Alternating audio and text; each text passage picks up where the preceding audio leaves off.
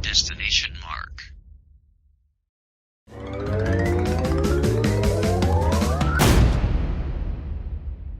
Hey guys, how's it going? Marcelo here. Welcome to episode 3 of the Bandicast. I have a really cool guest here today, so if you've seen him in our streams, he's kicked our asses at CTR Nitro-Fueled. He himself has a YouTube channel where he participates in tournaments, leagues, and clan wars. For this episode, I have with me AbdulTheArabGuy. How is it going, bro? Hey everyone, what's going on? Abdul here, and yeah, it's awesome to be in this podcast. This is my second, I think. It's either the second or third podcast that I've ever been on. First of ones was Aaron's, or aka Miharu the Fox. So yeah, it's awesome to be here. Yes, you were also on Spyrocast. So like Teal, from the last episode, you were also 2 for 2. You've been in a Spyro podcast and a Crash podcast. I'd rather be in a Crash podcast, considering I know way more about Crash than I've ever known Spyro for. Speaking of Spyro, I've never really played The Legend of Spyro, so I'll just keep it there. You know, a lot of people would not be perturbed by that, mainly because I've been seeing, through Spyrocast, funny enough, I've been seeing more and more people really come to light being like, they'll have opinions on Legend of Spyro, and like for me specifically, I like it enough. I do play the original trilogy. I play Reignited and some of the other games in between more than Legend, but I do still have a really soft spot for A New Beginning. I know people say it's slow, it's repetitive, yada yada, but for me, it still has this really cool, nice, epic feel to it, and I have some nostalgia with it. So, you know, it came out, I think, in like 06 or so. So, like, it was one of those games I saw like in one of my magazines from back then, and so I already knew about it ahead of time. I was hyped for it, and when it came out, I got it, and it's a lot of fun.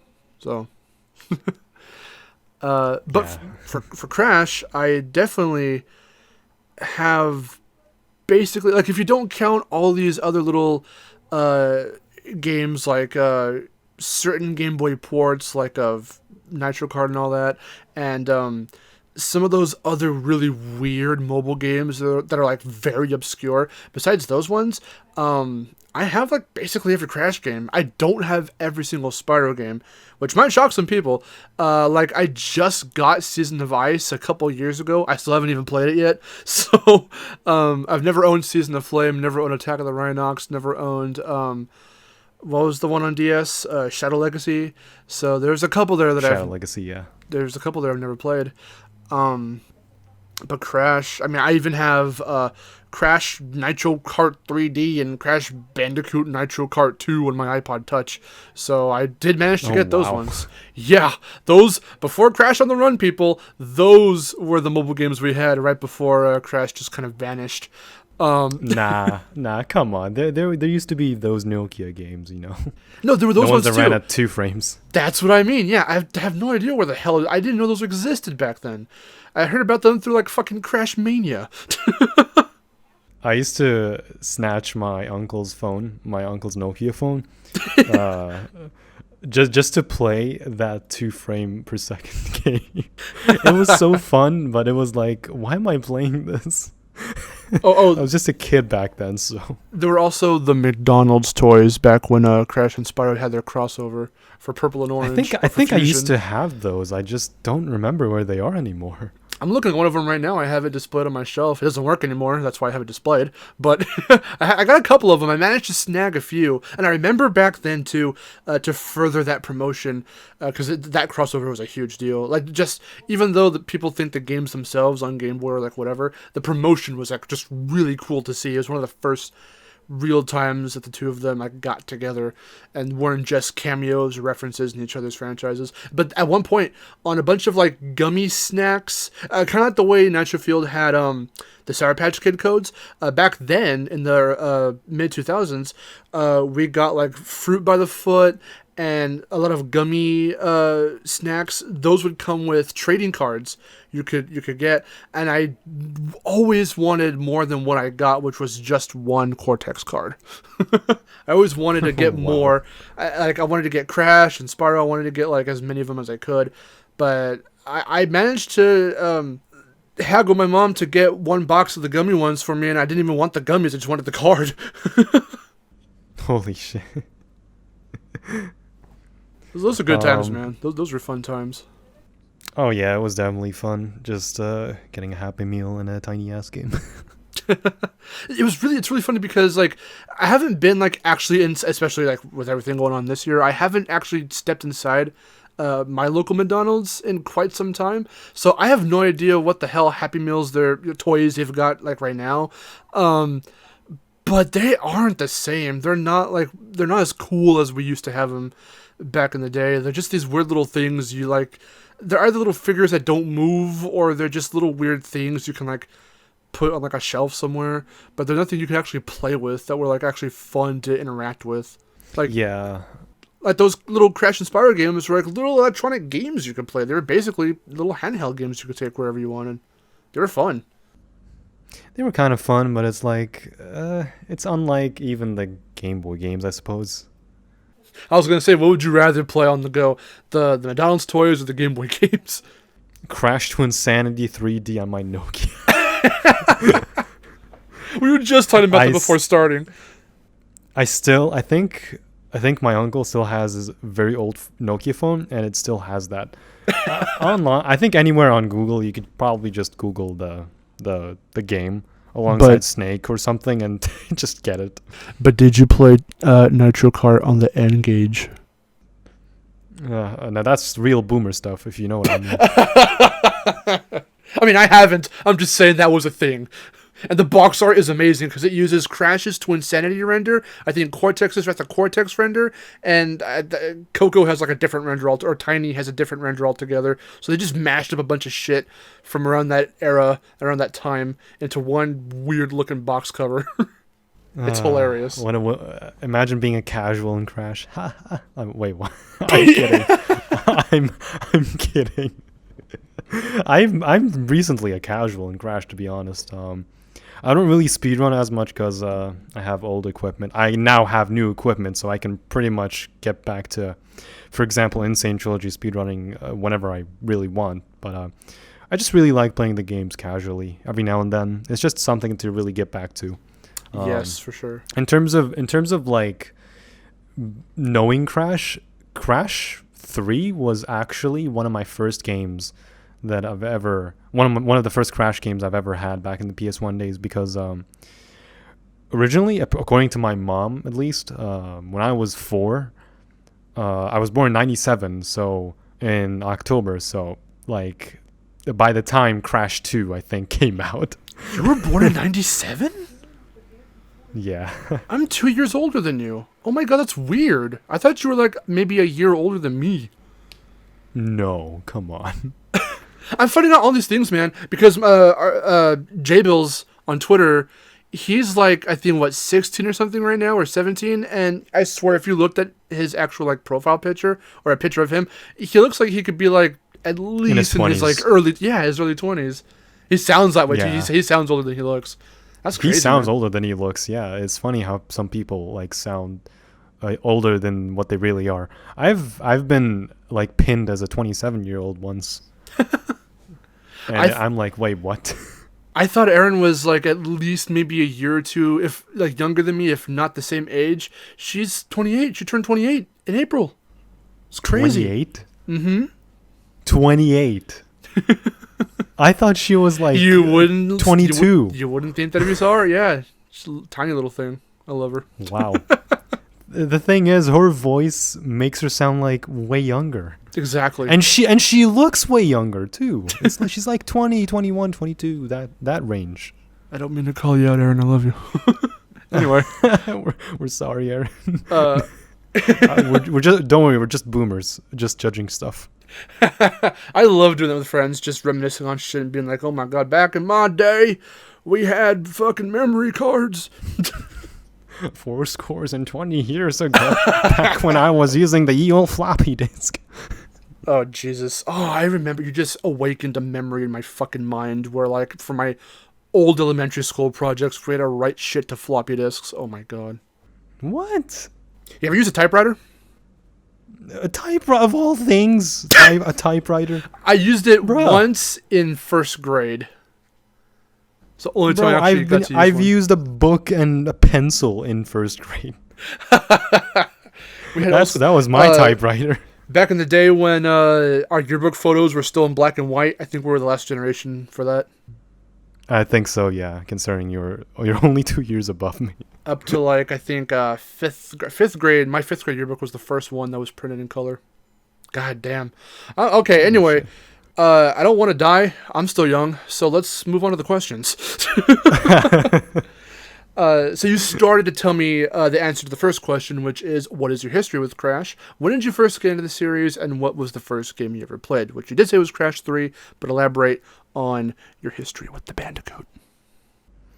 So just to reiterate, according to my mom at the very least, just reiterating it once again, Crash 3 was actually my very first Crash game, and when I was only 4 years old, when I was only 9 years old, I loved Shrek. So sorry, I just had to get that out of my mind. Sweet reference. Yeah. So when I was only 4 years old, I used to play the Game Boy games a lot. So mainly like Entranced and Huge Adventure. Nice. And then when I got into the console games, Crash 3 was like my actual first mainline game. And from there, I started to get to know Crash more, like through 2 and 1 for the most part. I didn't really like 1 as much because I found it to be really difficult as a child. But like, of course, over time, when you play something, the more you play something, the better you really are at it. So yep, Crash 2 was just, it was my all-time favorite as a child, and till now it's still my all-time favorite, even through Sane Trilogy's crappy ice physics. Oh, those ice physics, so delicious. Oh my god, it took me a while to get used to them. I was like, this is not Crash 2. This is not the Crash 2 I remember. What is happening with these ice physics? And then, like, when jumping back into Crash 3, I just saw this line. Everything was just going together, and I just fell in love with the original trilogy, more or less. And, yeah, from there, I think I played CTR and Bash very rarely. I didn't really like them that much. Even CTR, funnily enough, like... That's interesting.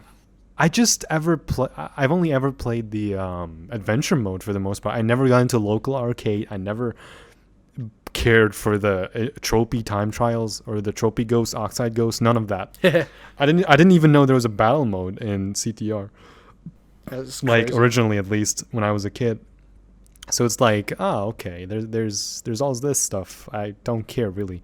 Of course, until like Nitro-Fueled happened, then I started caring about it because there's a freaking platinum trophy tied to it. You're one of them boys, huh? You do platinums? It's like, who was it again? Beanox? Yeah, Beanox. They really want to hassle with the people with the ghosts. But yeah, originally at least, like I was playing Bash way more than CTR out of everything. But from the original trilogy, for the most part, Crash 2 is just my all-time favorite. I don't know. There's just something special about Crash 2 that I just keep going back to every single time. Like even with the Game Boy games, they're fun. Yeah, they're 2D and everything. But like Entranced had something exquisite where like everything is unique compared to what it is on console. Like, of course, me being a small child at the time, I didn't know the difference. I just saw Crash 2 on Game Boy. I thought, oh, hey, it's the same game. And basically. And then when I grew up, I realized, wait, that's not the case. These are completely different timelines. So, like, my very first PS2 game after Bash, of course, was Wrath of Cortex, which was of course the quote unquote fourth mainline Crash game, which not really, but like I didn't really care at the time, but like I didn't even know it was like the fourth mainline game.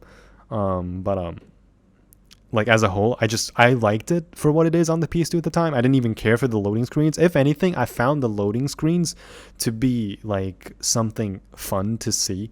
Just looking at the colors, just watching Crash and Coco like traveling across the vortex. Yeah. The blue-red vortex. Every single time I remember Wrath of Cortex, it always brings me back to Droid Void in the fourth warp room, where like every single time I enter that stupid level, my game just freezes in the loading screen every single time. I don't know why. I don't know what makes it happen or makes it trigger, but It just always happens in Droid Void for no reason. And a year later, I think, I got the original Xbox, and of course, Wrath of Cortex was the first game I got. So naturally, of course, with the fur physics and everything, and the loading screens being like 10 times faster, I just managed to play the game like fluently alongside Spyro Hero's Tail. Even with Hero's Tail, going through the ball gadget, if any of you guys are Spyro fans, I just want to mention this briefly. Going through Hero's Tail, like defeating Nasty Nork, going through everything, I didn't even get to face Nasty Nork on PS2. Wow. Like just going through the first Dragon Realm, then going towards the swamp, and then where do you go after the swamp? The Dragon Falls, where Hunter is and everything. I didn't even get to that part yet on PS2 because every time I enter the ball gadget that takes you there, the game just freezes inside the ball gadget like thing. It doesn't even transform me into the ball gadget. It just freezes there. Wow. And I'm like, okay, what do I do? Okay. So like I just skipped over Hero's Tail and went to Twinsanity because like it was like a crossover thing more or less. Yeah. Because that's where I found out about it being a crossover before the Evil Twins, towards the end of Twinsanity. Spyro was there, and I'm like, that model looks familiar. It looks like that model from Hero's Tail. And me being a stupid child with a Windows XP computer, I looked it up and I was like, oh, this is a crossover. So then, like after Wrath of Cortex and Twinsanity, of course, playing Twinsanity on Xbox, Hero's Tail was a much more like fluent thing because at least it didn't freeze on the bloody ball gadget. And I was able to traverse through Dragonfly Falls, through the beach, Cloudy Domain, you name it, just the entire game in general. But yeah, I didn't even realize that Twinsanity was like a very poorly designed game. I just liked the game for what it is because the game was all around fun. And then I jumped back to Wrath of Cortex for some reason because I just liked the game more because it reminded me of Crash 3. I just like the game way more. And for some odd reason, I found Coco to control better than Crash 3, despite it being completely different levels. I was actually going to ask you a question. Oh, I'm sorry to cut you off. I did have a quick question regarding Wrath of Cortex. When it comes to the Xbox version, because that's the only version I've never touched, how is the performance? Because it's relatively smooth on PS2, and they try to boast all the different effects, the lighting effects, the reflective effects on like the crystals and gems and such. And then they had to sacrifice all that to try and get it to run smoother for the GameCube version. But the GameCube version looks the worst. The shadows aren't as pronounced. The lighting is very basic. The reflector effects are no longer there. And yet it still runs at a horrible frame rate. So what is the Xbox version like with the fact that they did add fur textures to Crash and Coco and all that stuff? I think in terms of lighting, I don't remember much because I still have my original Xbox as we speak. It just doesn't boot up anymore. It still works, but it has the yellow ring. It's not because like it doesn't work. It's just because that there's no boot menu. Like the what do you name it? The OS, the operating system, the normal like Xbox menu and everything. I was being a small dumb child at the time, realizing that my Xbox was already modded and that I didn't really need to do much about it anymore because over here they used to sell games, Xbox games that were like modded. So the Wrath of Cortex was not an actual original copy. It was just an X game, on the disc. It was funny enough. Here's a funny story. On the disc art, it wasn't even the Wrath of Cortex. It wasn't even the box art. The disc art was actually a fan art of the beach of a sunset of a reddish yellow sunset with Coco in the background. The actual like Wrath of Cortex Coco model where she sits down on her laptop. And then there's for some odd reason there's the Crash 2 model. Like exactly 1-to-1, the Crash 2 from the original box art, like literally 1-to-1. It's the exact same one. It's just they photoshopped this into the disc. It's like, huh. At that time, I realized, wait, I don't have the original copy. And on top, of course, it doesn't say Xbox. It just says X game. X game. So it's like, oh wow, I don't have an original copy, but the game still runs fine. So my Xbox console was modded more or less, but it still ran the game fine. Like everything was smooth. Yeah. But compared to PS2, at the very least, like everything was just so much smoother, and the Xbox controller, I don't know, I just felt really comfortable with it compared to the PS2. Despite me having like tiny hands. Well, that's interesting because what version of the controller did you have? Did you have the original bulky controller? No. It was the other one? No, it was the other one. It wasn't the Duke one where like everything was, the X, Y, A, B buttons were like flat. Yeah. Everything was round. Like, so it wasn't the original bulky one. It was the classic like normal one. Okay. Because I have both. And actually, recently, so when I had gotten the more the smaller one, I didn't realize that they changed the fucking way the connector. So I had to like go and buy a fucking one of those like I don't want to say splitter, but it's more of like a converter kind of little cable. So like you plug it into the controller. It is kind of like a splitter, because on the Xbox controller, the original one at least, like there's like a middle splitter where you can take it off, and then the other half goes to the console. So I still have that. It's really Xbox is fucking weird, man. Jesus Christ. Oh, did you hear? Not to date this podcast, but apparently the Series X might be coming out in November, but there's like no exclusives for it because Halo got delayed to 2021. Wow. So I have no idea what the fuck's happening there. I did read about it where it was very recent where like Halo Infinite was being delayed. And it was for the good. It was for the better. But then they come out, they turn around and they go, well, you know, you can buy Series X if you want, but it's not necessary. I'm like, then why are you releasing it this year? Can't you release it next year where, like, you have more time to get some, like, really neat exclusives that are going to want to convince people to buy your box? Look at PS5. Like no shades. Yeah.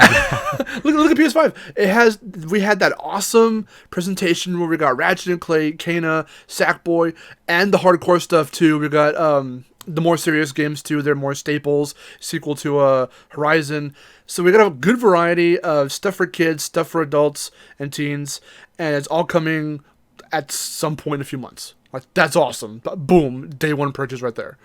Like, it's all fine if it's one thing that Microsoft is going for, like a history saving thing where like with Game Pass at the very least they want to preserve everything from the original Xbox through 360, through Xbox One, and now Series X. But like, is it really worth it compared to the new stuff? Like, if you have all these first-party studios, like, why don't you do something with them? You know, that's even if you are doing, even if you are doing something with them, can't you announce stuff? Like, PlayStation is doing something, but they're being a bit anti-consumer when it comes to the PS4 controller and a few things when it comes to backwards compatibility. Yeah, those are the things. Those are the concerns right now for PS5's end, which I totally get, and it's justifiable. It's understandable that people are. Those are their complaints and those are their concerns and whatnot. But for Series X, it's very strange. And Phil Spencer went on. He was like, "Yeah, there aren't even going to be any real exclusives, like at launch, and even for the next like maybe year or so." And I'm like, "Well, then what the hell is the point?" If not for the preservation of all the other stuff that Series X can do, but it's like, it doesn't scream next gen to me. That's like something they could have done for One. And for One, when they first revealed it, they were like, television, television. And it's like, oh, well, this is a console. This is a video game console. I don't know what you're doing over there. This is not the podcast where we shit on Microsoft. I apologize.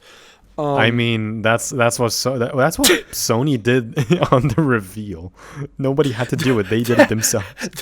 I still remember that video. It was Shuhei and someone else. I don't know if it was Shuhei and Sean Layden. Yes, and Here's how to This share is how you PS4 share your games. PS4 games. Here you go. Thanks. I loved it. Oh, that was the best jab. I mean, you can argue, they're friendly with each other because they still respect one another as companies. But when it comes to like actually competing for like whose console you're gonna buy, no, that was a fucking funny jab. That was shade upon shade upon shade. And now like yeah, I can understand Microsoft going for what's the thing? Like preserving everything. But it's like, can people just... And this is very recent, too. I think it was about yesterday where the Xbox Series X controller, the updated controller at the very least, showcased the Series S model being, like, teased in the controller box. So, like, if the Series S is rumored to be, like, $200 retail, it's like 1080p... 60 frame. I mean, can't people just go with that? Because most people don't really give a crap about 4K. That is true. Like, I don't have a Pro. I just have a slim PS4. You have a standard PS4, yeah. And speaking of that, like, some PS4 games can run at 60, but like it will be inconsistent on the base console. So like, if it's gonna be inconsistent 1080p 60, can't you just like reduce it to 720p 60, or give the option to reduce the resolution to 720p so 60 frames can be like consistent? I mean, like, know, man. There's no question that the PS4 Pro can hold 60 frames at 1080p. There's no question. Something like CTR, for example, Crash Team Racing Nitro-Fueled, it can 100% run at 60 frames. Mm-hmm. It's just that they're opting for 2K and 4K with Sane Trilogy, the stupid gimmick that they did. This is no shade to Crash, by the way. We're going back to Crash, yes. But like for Sane Trilogy at least, like, why are you going for 4K? Just stay with 2K or 1080p 60.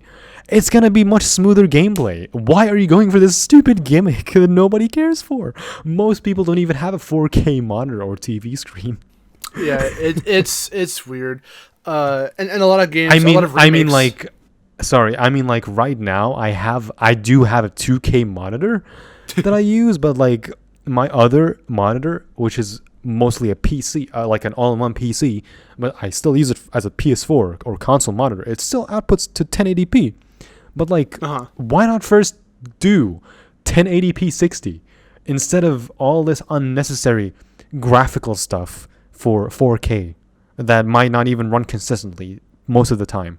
It's a gamble, and they're trying to take it. They're just trying to run with that. I don't know. All I was to say was other remakes have been doing the same thing. Like I think Medieval has it. I believe Spyro Medieval has it went too. gold. Medieval went gold, and it still had frame rate issues. Funnily enough, even Tony Hawk's Pro Skater 1+2, which is coming out next month, is trying to boast 4K. So, oh, really? Is it? Mm-hmm. That was in the trailer. Oh wow. That's the funny thing too. Why isn't CTR on PC at like of all things? I think okay. If they didn't do it with Tony Hawk, I can understand. But like if CTR is an online game and it's an online focused game, but mostly the game is like private and offline, adventure mode and local arcade and everything. Yeah. So if the game is mainly online, or if it has online and customization and Grand Prix and DLC and customization and everything, if CTR has that and isn't on PC, what is Tony Hawk doing having that day one on PC? And not only that, with online, with a skate or a level editor. Does it have a level editor? I think it does. Yes, it does. If it's going to have a level editor and everything, why is that on the Epic Game Store of all things? Like, it's not bad if they want revenue and everything because the cut in between Steam and Epic is like different. Yeah, but like, you have more people buying the game on Steam than Epic. PC stuff is like weird. Yeah. PC is just weird. Like, if they're doing that with Tony Hawk Pro Skater, it's like, why didn't you do that with CTR? It's just weird to me, which is why, like, that brings me to my other like dilemma where, like, the more Crash went through the PS2 era, the more frame rate issues it had. Oh yeah, And it still pertains in Insane Trilogy because it's not perfect. Even Spyro Reignited Trilogy of all things, because like Twinsanity was inconsistent in frame rate. Wrath of Cortex was only inconsistent on the GameCube version. Fun fact: I never really owned a GameCube. My uncle owns a Nintendo 64. He still has it. I see it every now and then in his living room. So what's the other one after Twinsanity? Tag Team Racing. Tag Team Racing also was very just. I like it. I really do like it because of the space park, because of Astro Park. Yeah. I just like anything sci-fi related to Crash. I just immediately love. I just love it. It just fits. Like it's kind of funny because Call of Duty goes for the space stuff, the sci-fi stuff and everything, the futuristic stuff. It's like they do it okay with something like Black Ops series, and then with like what's the other one? Modern Warfare, Infinite Warfare, and all that stuff. No.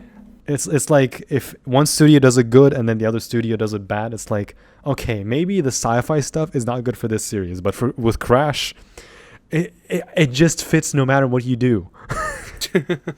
So did you cream when you saw Gasmoxia Grand Prix? Dude, I creamed when I saw Christian B. Monkey's fucking reaction to the music and Tana's ass. He's like, if for those of you who know Christian B. Monkey, his reaction when he first saw Tana's skin, it's the most priceless thing I've ever seen on his stream. It's so good. He loves anything and everything Tana related, whether it's quote unquote like what did it say, coochie related. He gave it the nickname Bandicoochie, so it's like, okay, fine. So it's like he's the first one that really made me giggle and laugh so much, just from that reaction alone. Like the second he saw Tana giving that podium pose, it's like he just got up and just went on fly. And so like, yeah, anything sci-fi related just made me fall in love. It just makes me love it so much. Drive-Thru Danger is single-handedly my favorite track in all of CDR. It's a great track. Not because it's space related, but because it's just so fun. Yeah. And the fact that like the only time we ever got to see Gasmoxia was, I didn't even know about this at first in Bash, at least when you were facing Oxide. I didn't even know that was Gasmoxia when you finished the first part of the chasing bit. Oh really? I had no idea it was Gasmoxia. When you look at the planet in Bash, after you finish chasing Oxide through the gate, towards the end, like you can kind of make out a face a bit out of the planet, and it's like I didn't even know it was Gasmoxia. It reminded me more of Future Frenzy from Crash 3, if anything. Like the way the buildings in the back were structured and everything, it kind of just reminded me of Future Frenzy or Crash 3 as a whole. I had no idea that Eurocom was like the developer for Bash. I thought it was not. I thought it was from the same people that did the game. So it's like, oh, cool. They included the future stuff. It's like, oh shit, awesome. And it only came to my mind that this is literally the second time that Gasmoxia was, or like. Yeah, the second time was like Gasmoxia was ever properly represented. Even Bash was like, it didn't really represent it that much. It's just a standard mini ball game.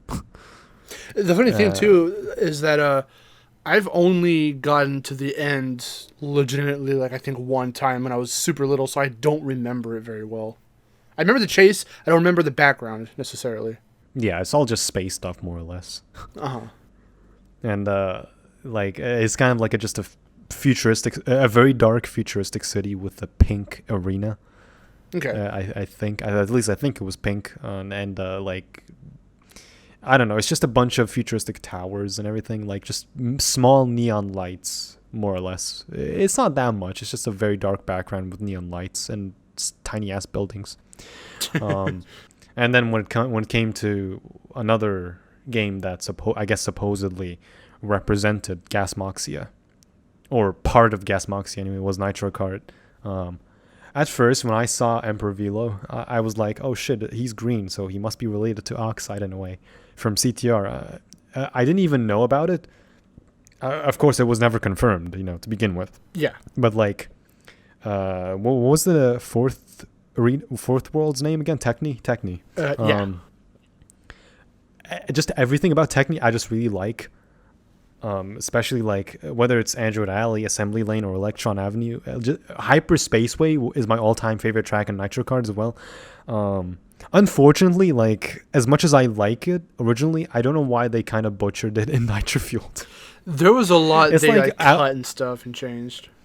Out of every single track that they could have at least changed, like Thunderstruck, even they confirmed this with Canadian Guy 8, where this Thunderstruck was like single-handedly the most difficult track to redesign, and it shows with the amount of glitches and bugs that everybody does to skip around the track.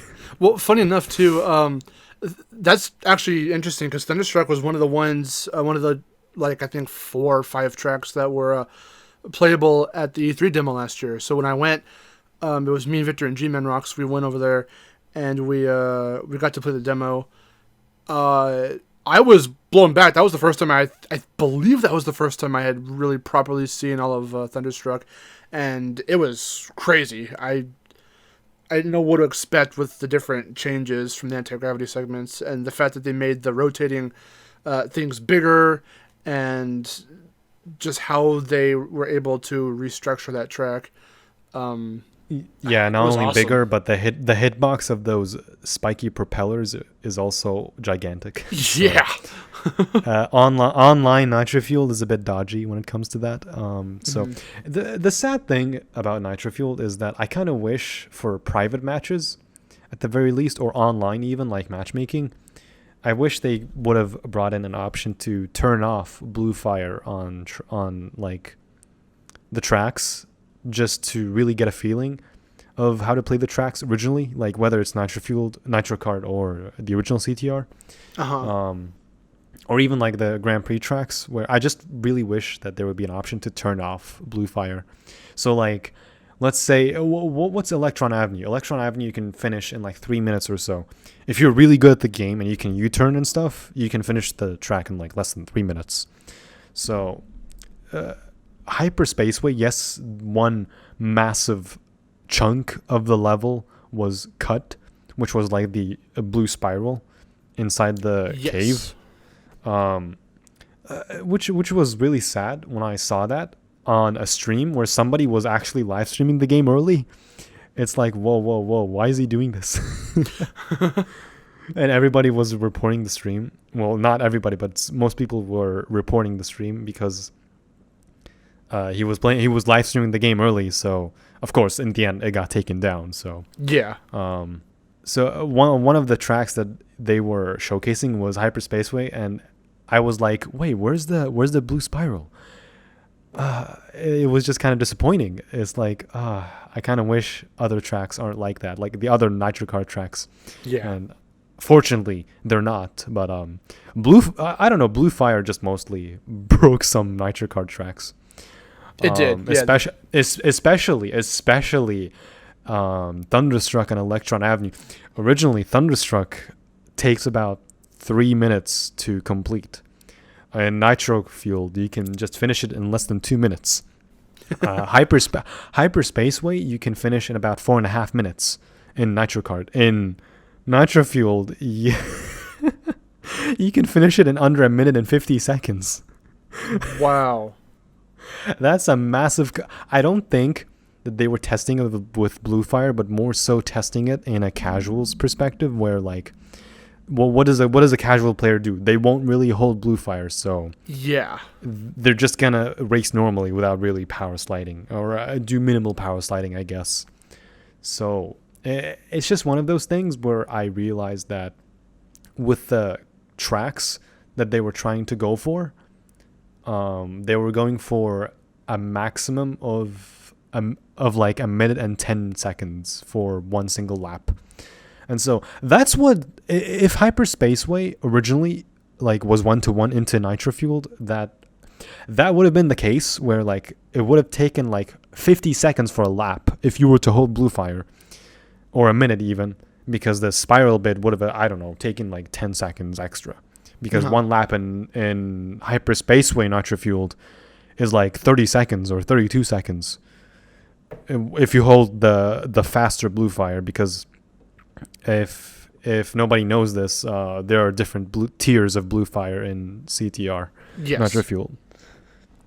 So I don't know, it's just really weird when it comes to racing games in general, which is why I'm not really a fond of like speedrunning, not really speedrunning, but like just playing CTR as a whole, because Crash isn't really known for being a kart racer. CTR is like an exception, yeah, sure, but that's as far as you can really go, because it's originally beloved and that's where it really should stand. I don't know, if I feel like they were trying to bring back a new Crash kart racing game, tag team racing would be the very least that they should do in terms of mechanics, because like, yes, all the spacey stuff is cool, all the theme parks are cool, but like, is it really worth it for a new racing game? Well, what I liked about the canceled CTR 2010, which was supposed to coincide with Crash Landed, is how that was going to be the first Crash game where you can customize your karts, and it was a very intricate way than even Nitro-Fueled does it. Nitro-Fueled, it's more for aesthetic purposes. In CTR 2010, it was going to be for gameplay purposes, because if you've ever seen the prototype footage and all that, you can see like, oh, Crash puts on like, I think it's some kind of tentacle squid like wheels or something like that, and then the suction cups allow you to stick to the walls and the ceiling wherever that's built into certain racetracks. So it's a certain kind of mobility, or kind of like being able to, it's extra terrain you can travel across and through and whatnot. And there were certain bits like that, there were like abilities you can do and stuff like that. So like every character had like their own ability. I think like Polar was able to turn his cart into a giant snowball and run people over, and there were really crazy stuff like that you could do. So if like I think I have seen that, where even the Land Shark, I think, has Dingledyle's flamethrower. I think I could be wrong. It's something like that. But like, well, I think the flamethrower might have been like its own power up. I think, anyway. I don't know. But point being, like, if there were a new Crash racing game that was its own original thing, I would like to see it would have return. It would have to be like a gameplay aspect, like, you know, a gameplay changing customization, because CTR is nice and all, like they want to keep the original feel of CTR, you know, the original style of gameplay and everything, even with the Nitro Kart tracks being in CTR Nitro-Fueled now. They went in full on knowing that, hey, they want to balance things out, so just keeping the controls the same and not implementing anti-gravity, you know, something that's kind of mildly game-changing but not that much. Yeah. So if a new CTR were to come out, or like if a new CTR were to be made, it would have to be game-changing, because it would at least be something new with the CTR name slapped onto it. Because I think that's what they did with Call of Duty, where they wanted to reimagine Modern Warfare in 2019. It's like, it's not even the original game at all, but it has the tag Modern Warfare, you know. It's the same universe, but in a completely different aspect, like completely different gameplay, completely different like story, everything. You know, it's just a reimagined it's a reimagined original game where it's an entirely new universe. So it's kind of like a remake per se. Or somewhat like Ratchet and Clank. Probably. It's similar to Ratchet and Clank, I guess, yeah, but it's like an entirely different universe where, like, it's the same universe, but it's an entirely different storyline, where if for example, like, one character dies in this bit in the original game, they're not really dead in this reimagining, you know? So, Ratchet and Clank, for example, like, there are some things that are just flat out missing. Like, if you were to pay homage to an original game, then the reimagining has to take some aspects mostly from the first game.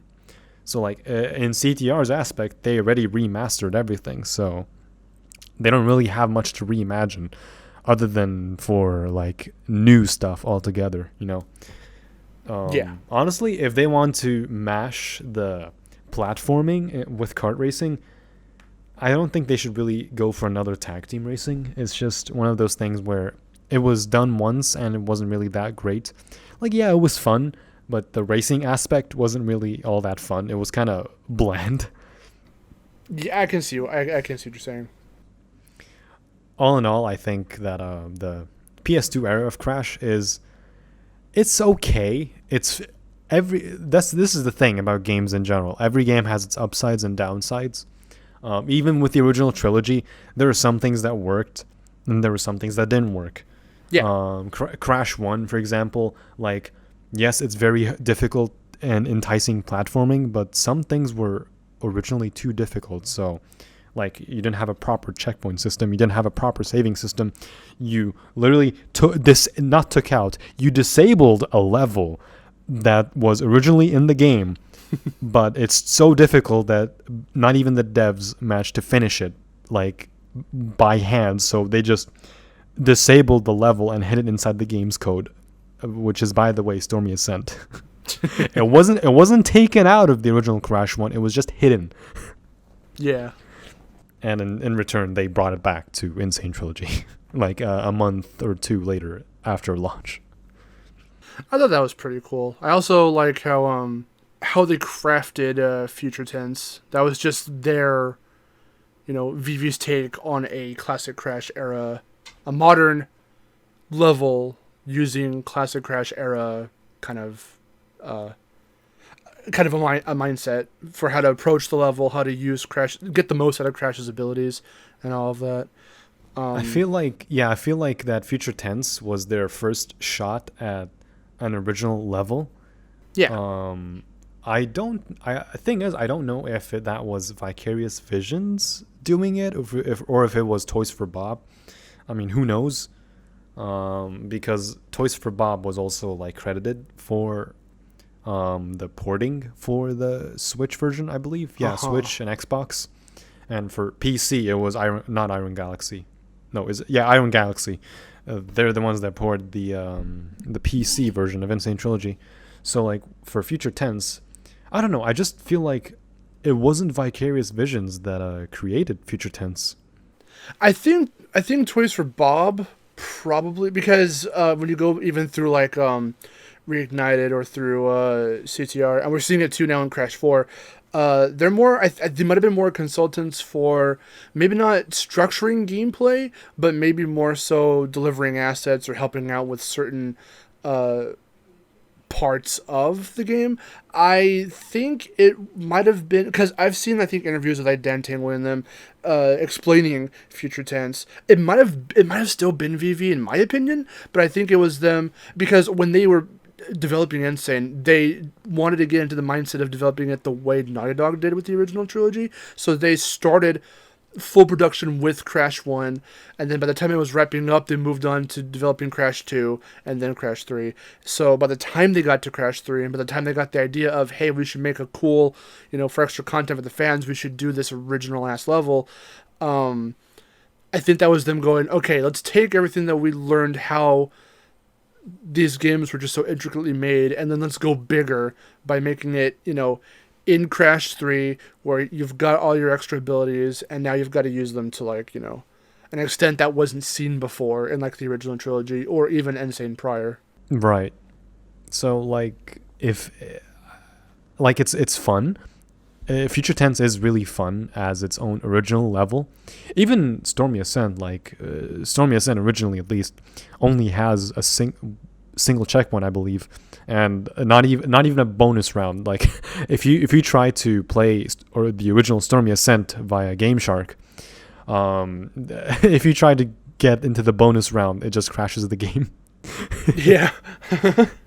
So, like, it's kind of nice that they brought back Stormy Ascent and balanced it out a bit, given the fact that if you play the level too much for too long, the beginning platforms kind of just, like, freeze and don't move until you quit out of the level and like restart it pretty much.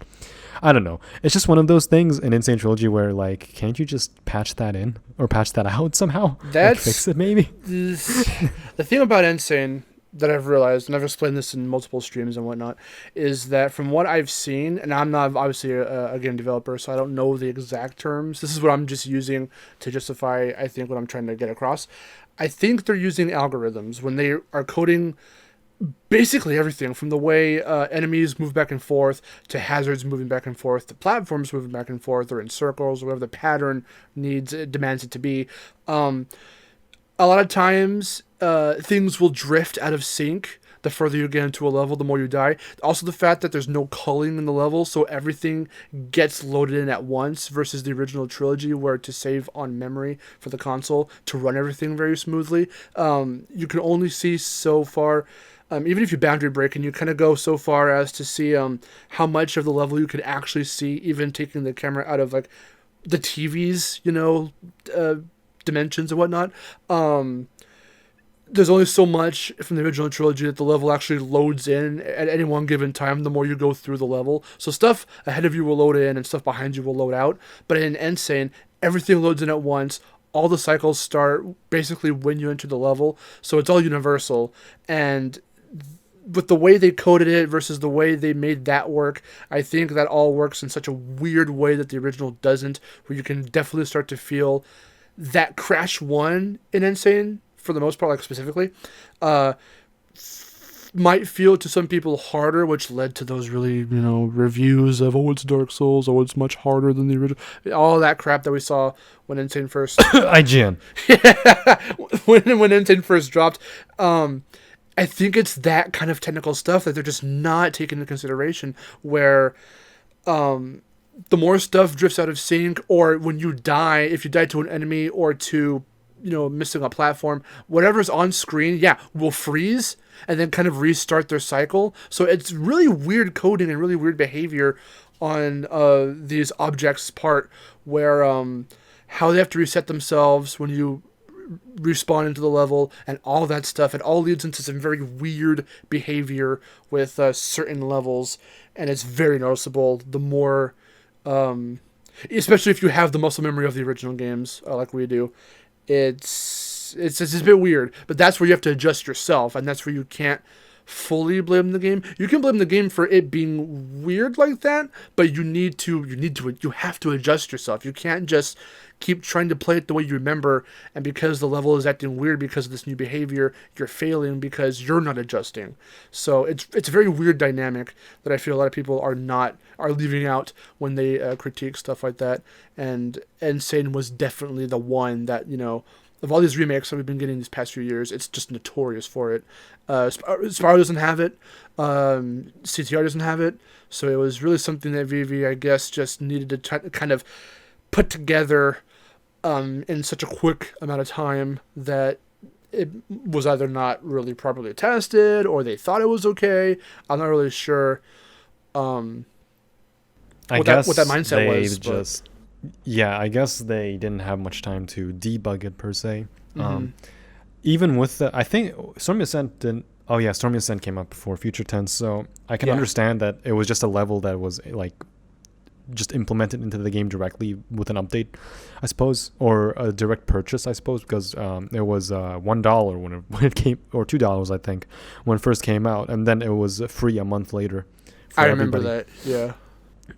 So I can kind of understand where the cycles would be messed up, but after the Future Tense up, or like the console ports coming out, with Future Tense being like the new update and everything, they didn't mention that this console-like thing where the original would load chunks based on where you are, and then the more you progress, the more chunks would be loaded where you move towards and where you finished, I guess.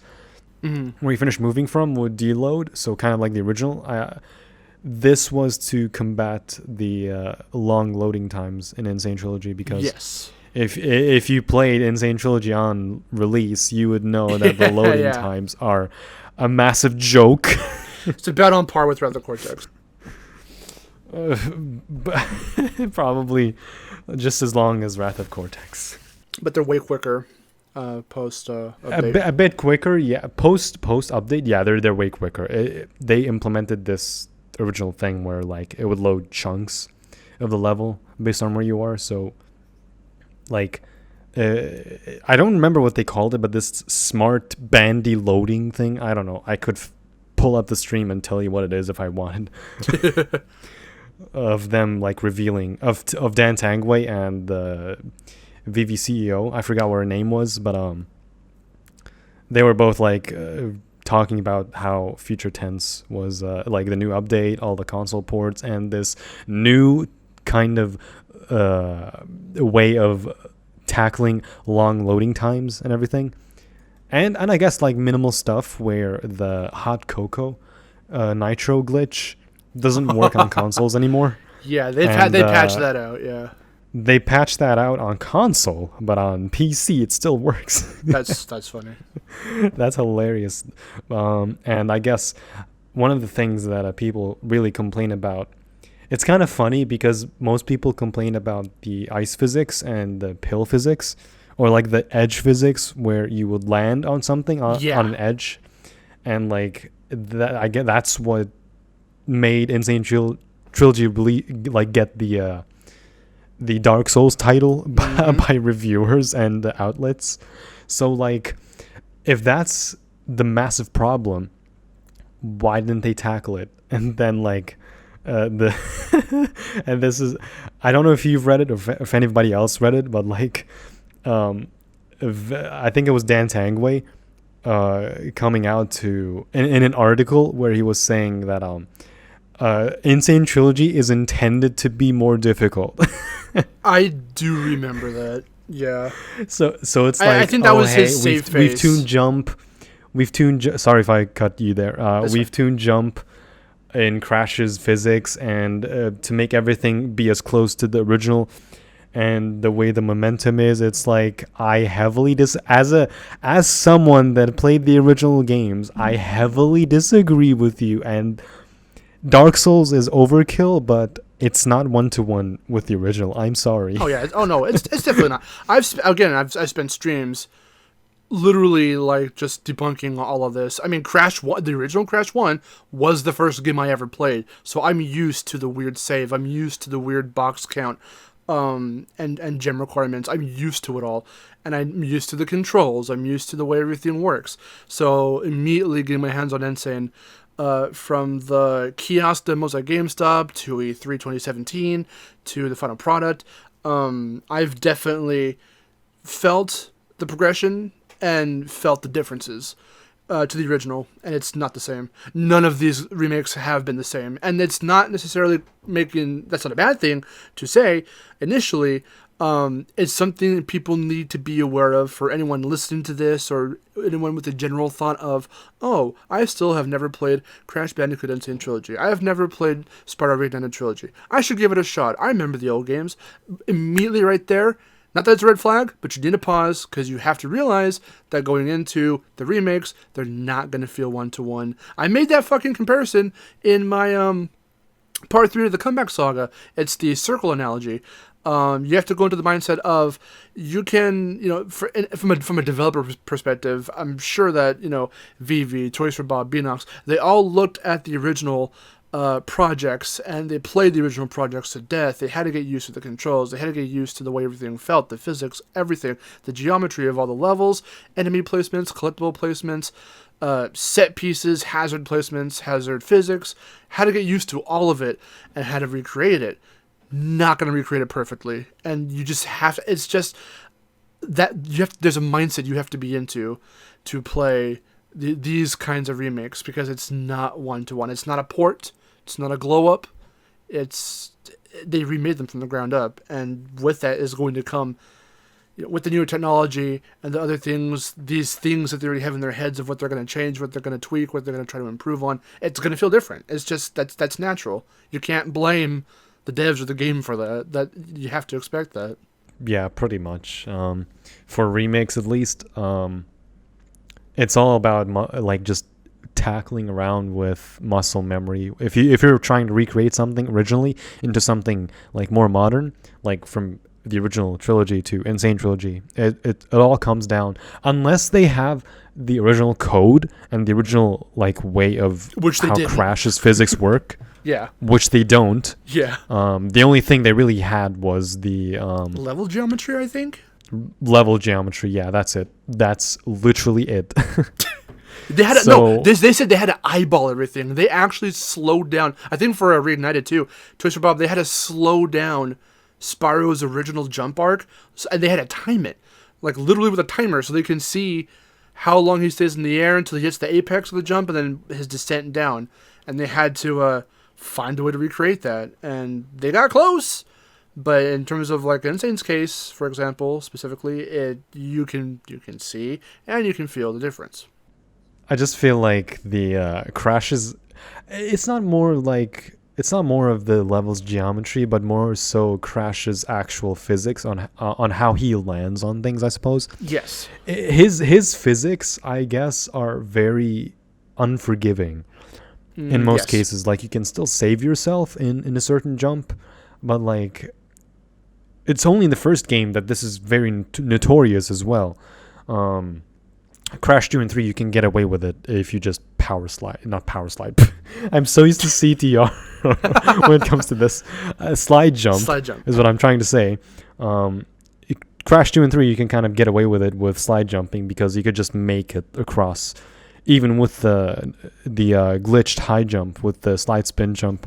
Because originally it was a glitch, and then in Insane Trilogy they took that as an actual mechanic and made it into an actual thing. Yep. That gives more height, pretty much. So in Insane, you can get away with that in Crash 2 and 3, especially 3, because most of 3 is like non-platforming levels for the most part. So, plus like the Crash 3 levels are a bit more open, so there's nothing that you could really fall off of, unless it's really unforgiving, like 1. So, like, what's Crash 3? You have, in terms of platforming, you have Toad Village, you have Boneyard, Hang 'em High, Tomb Time, Gee Whiz, High Time, Dynamite, Doubleheader, Future Frenzy, and all those levels.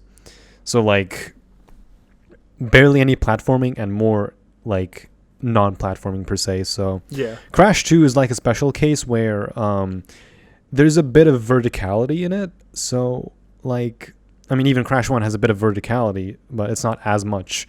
Crash 2 is a bit more straightforward in terms of things. So if you really slip off of something, it's not really because of you didn't make it, but more so you didn't make use of the available things. So yeah, let's say you want to jump through something or jump across something. It's way better to slide jump across or slide spin jump across because it's more height and a guaranteed landing. Unlike Crash 1, where like it's just a jump and spin, and it's really difficult for them to do that. Especially where, like, I think that if I remember correctly, the physics of between Crash 1 and 2 is a lot different, even in Insane Trilogy, because of Crash's jumping being a bit more higher than what it is in 2 and 3. 2 and 3 are very close to each other because it's inherently the same exact game. It's just different levels. Yeah. With Crash 1, however, being an entirely different experience originally and Insane, I feel like they could have done something. Since it's a different jump arc and everything, they could have at least changed the way Crash like jumps down, or like the downward speed after you make the flip jump. Yeah. Like if that was like, and his hitbox, like if it was more square like the original, it would have been like a lot better and more user friendly, as opposed to being just as difficult, if not a bit more difficult than the original game, especially with the bonus rounds like counting towards the box gem, and yikes.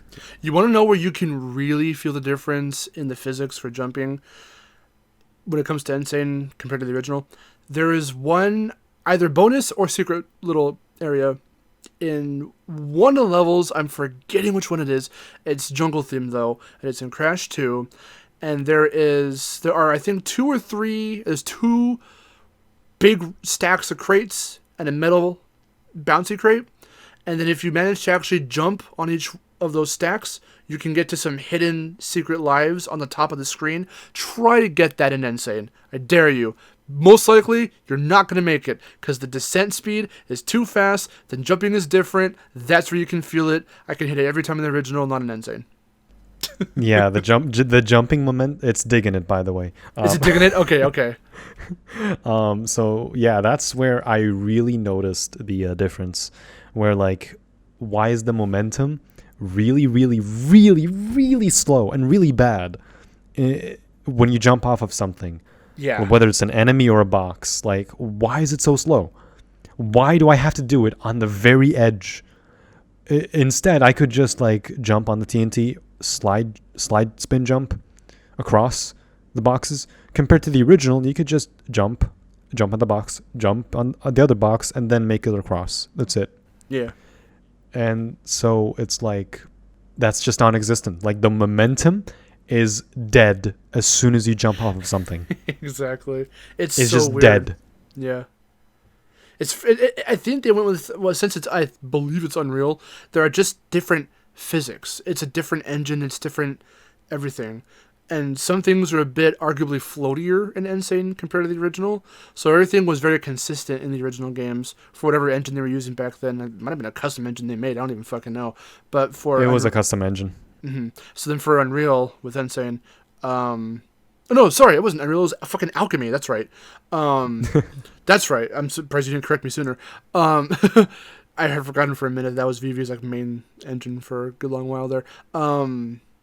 It's floatier. It's different. It's weird. It's like the Skylanders engine basically. Same thing. Now it is Unreal, I believe, for Reignited. There are moments I've seen where if you're charging into something, or if you're supercharging mainly into something, there will be some random, very scarce moments, yet very noticeable moments, where you try to hit something, and you'll kind of bank off it, and you'll just lose your momentum, but keep running, and then you have to build your speed up again. It's all about the physics. It's very weird. There are times where I would try to knock myself out of a supercharge by bonking into a wall, and the physics and the way the collision works in a very weird way where Spyro won't hit the wall and bonk it. He'll just kind of run against the wall or along the wall, and he won't stop. It's very strange. It's just very strange physics. I don't know what's going on there. I'm surprised that stuff wasn't tested or found during testing. I don't know. I think I know what you mean. I just feel like the Spyro 1 in particular is like in Reignited anyway, where it's more so to do with gliding for the most part, because most of the game is just gliding and supercharging.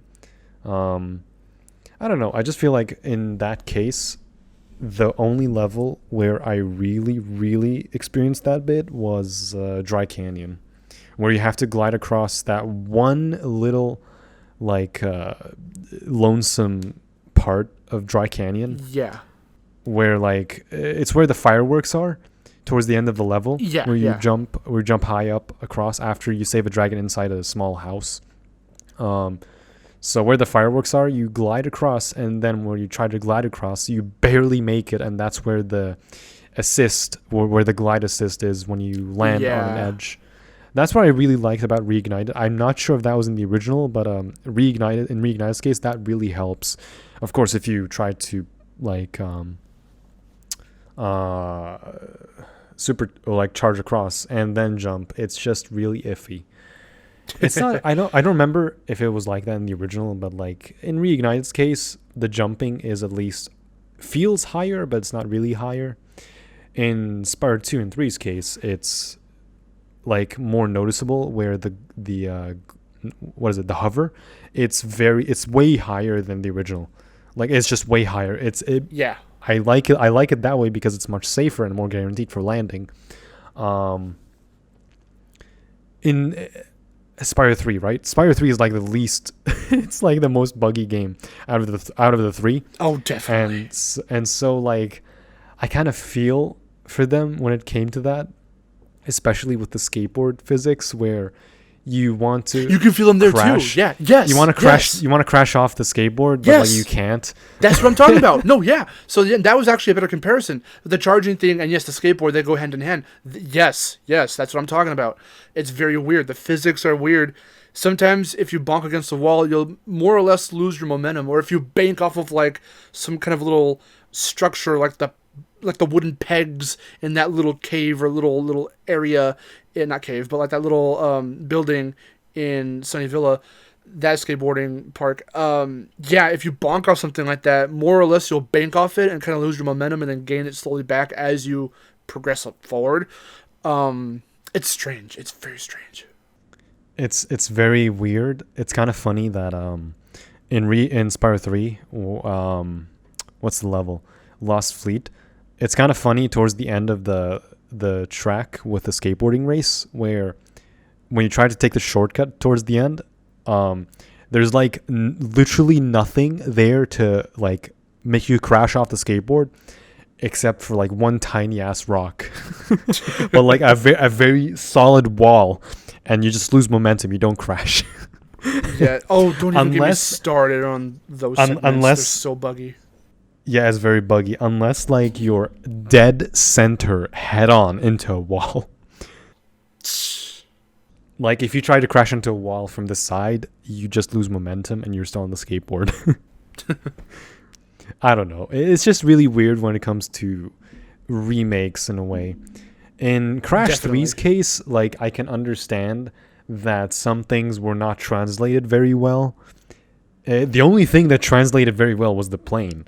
And even that, like when I was playing the original Rings of Power, it's way easier in the original than what it is on Insane. And Insane, yes, the plane controls are very good. It's way better than the original.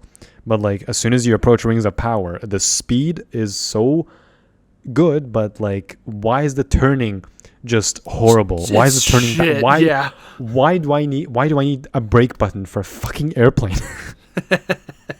Like I know it makes sense because it's a warplane and everything, I guess. But don't try to justify it in universe. It still doesn't make any sense.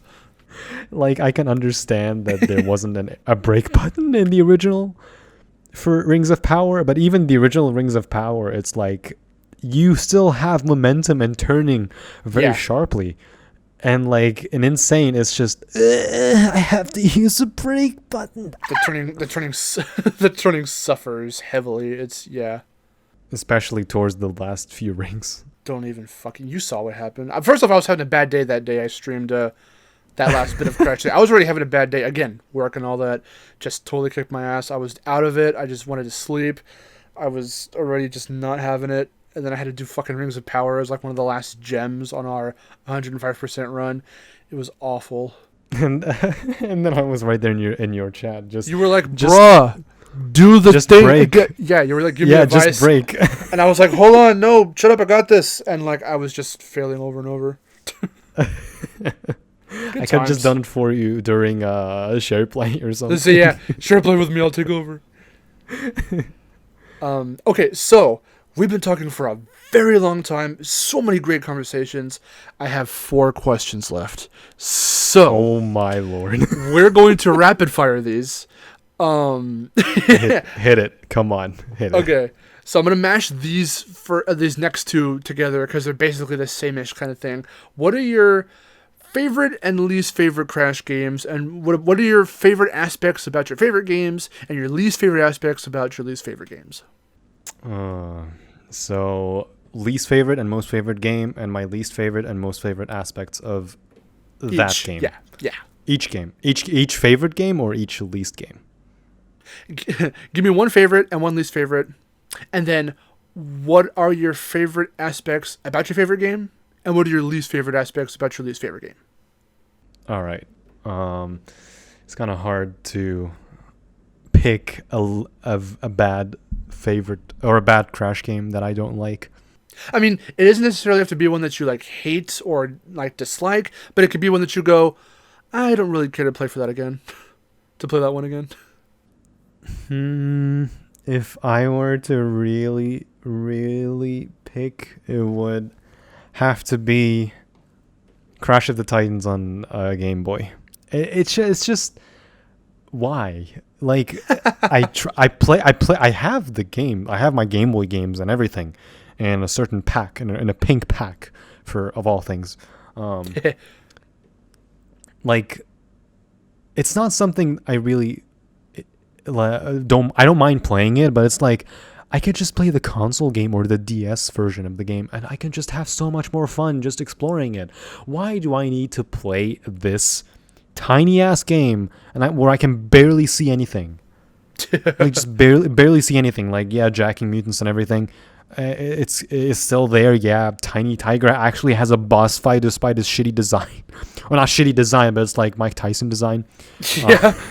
But it's like I could just play the console games or the DS version of the game, which has original style of gameplay from the original trilogy, which is funny for the Titans era because people tend to criticize that era the most.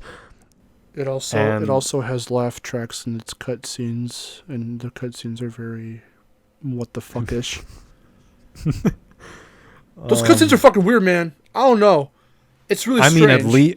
At least like the DS Titans. Nina's voiced by Debbie Derryberry. So, what's wrong with that? She sounds like an angsty Coco. I prefer her take on Nina in Nitro-Fueled because it sounds more like Amy Gross.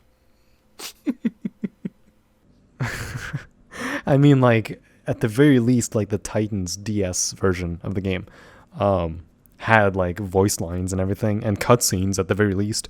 Mind of a Mutant on DS is just a massive downgrade. It's just like moving like models with no voice lines or anything. It's just grunts and like stock voice lines that they have of Crash, Cortex, Nina, and Coco, I think. So that's my least favorite. It's Crash of the Titans on Game Boy. My favorite Crash game, it's people are probably gonna hate me for this, but it's 50-50 between Crash 2 and Mind of a Mutant. Dude, we're here to lay down any kinds of opinions. We need not worry about people criticizing what we like and don't like. You can like Boom Bang. Fucking Teal Game Master does to a certain degree. He doesn't remember jack shit from the gameplay, but he remembers having a fun time with the game.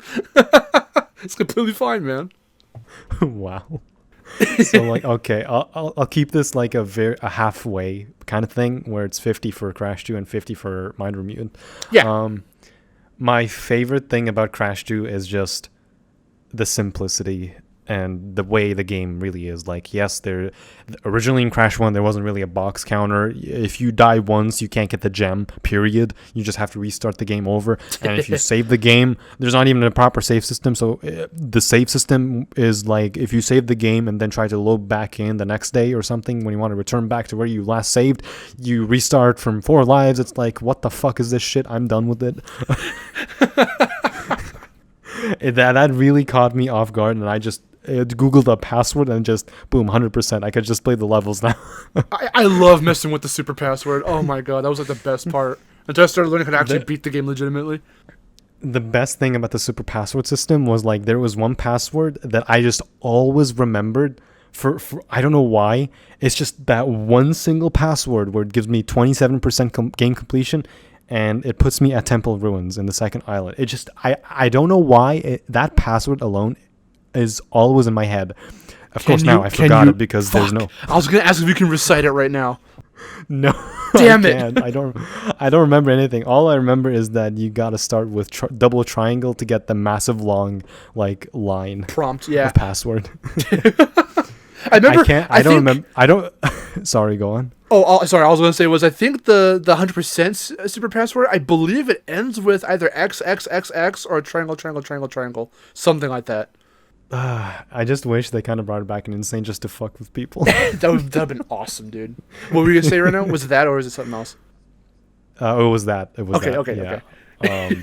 So like I kind of wish that they brought it back in the end. So yeah, that's one of the many reasons why I just really despise Crash 1, no matter what it is, whether it's the original or Insane. Even in Insane, I just fucking despise it the most because of, not because it also like it now has a proper save system, but like at the very least, like it's a good game, it's a fun game. Like the soundtrack is awesome. The game, there's a proper save system. The checkpoint system at least works. But the physics, it just turns me off. It just turns me off of the game. And Understandable. Crash 2 is so much better, I find, even in like a level like Cold Hard. Ow. I bumped my mic, sorry. Even in Cold Hard Crash, like one of the hardest levels in all of Crash 2, I have fun on because of the ice physics in Crash 2. Insane is so-and-so.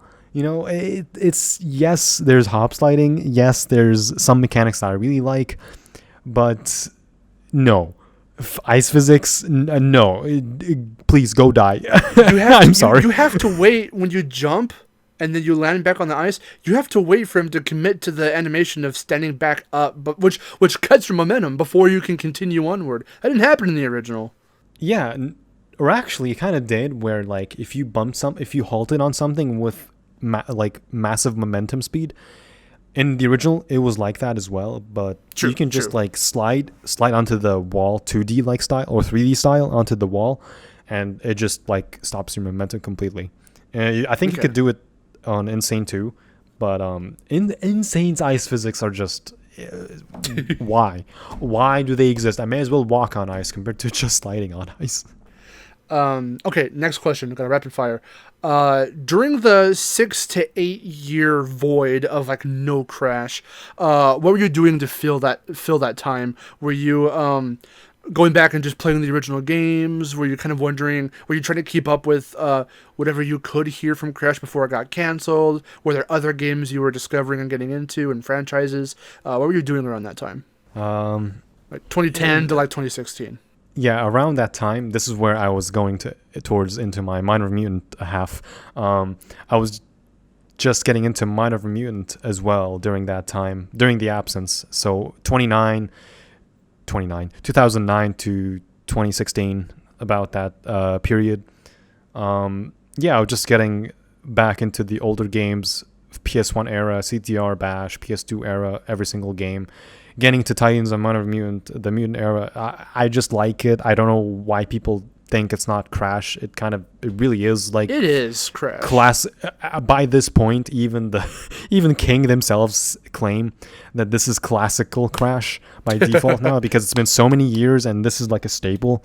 Like, if they can bring the Mind of a Mutant skins into CTR of all things and represent Mind of a Mutant in the mobile game, and the tattoos in Crash 4 and Crunch in Crash 4 and everything, it's just a love letter right now. Like 2020 is a love letter to all Crash fans.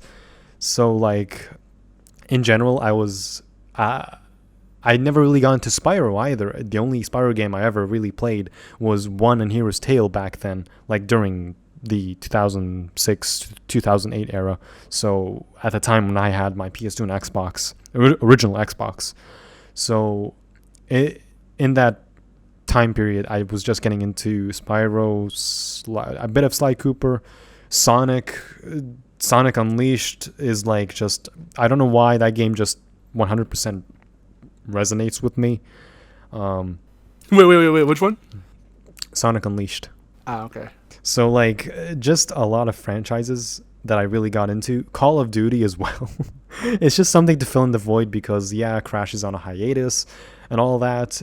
And then like I was kind of sad that like I don't know if you remember this, but Crash Village, I used to just go through that stuff through so much. I just liked it so much. I fucking loved Crash Village. I know for a fact, not where right now, it's somewhere buried in the hell that is our garage, but like with all of my other childhood drawings and other shit. But I know I've printed out a couple of those mutants that I made on Crash Village. I have them somewhere. I wish I could like take a picture and throw it up for the viewers watching the video, this as a video.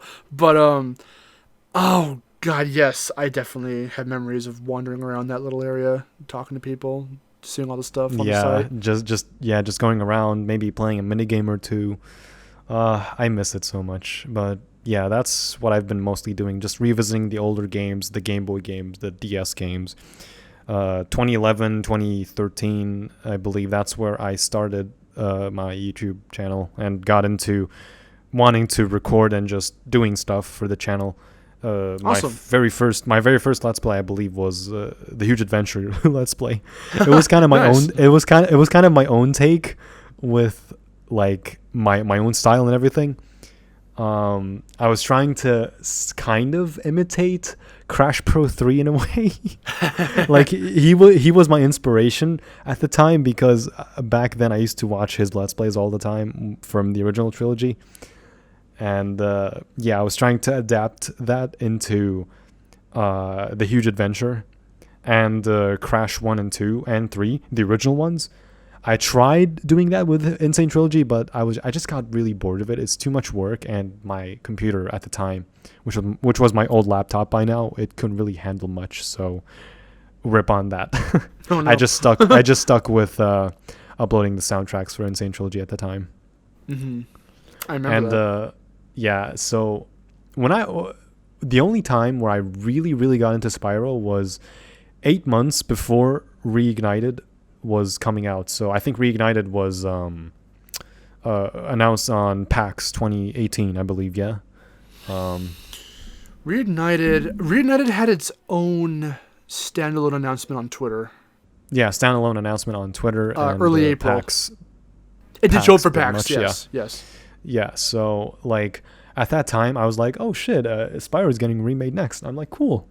So at that time, like in June or something, June, July, that's the point where I really got into Spyro 2 and 3 because those games I just never got into. It's only the first game and Hero's Tale. I just never got into Spyro. Not even The Legend of Spyro. Just period. Never played Spyro.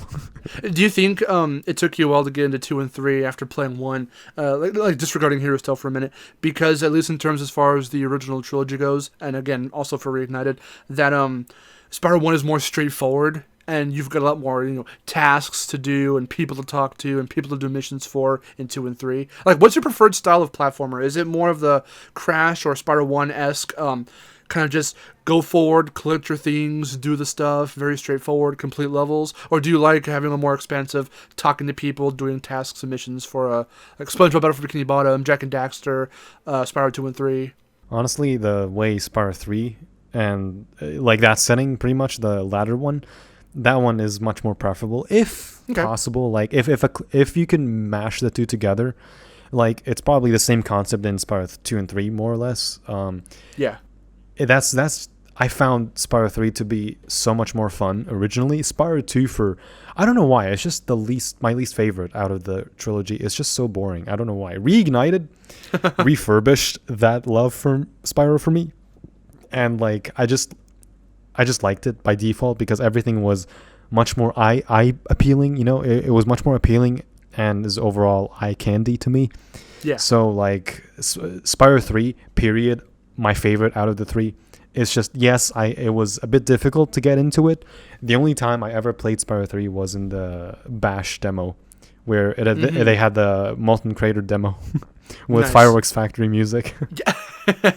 Oh yeah, for a lot of demos and stuff, and even I think it's I believe it's the Black Label version. Aaron or Mihari would know the differences.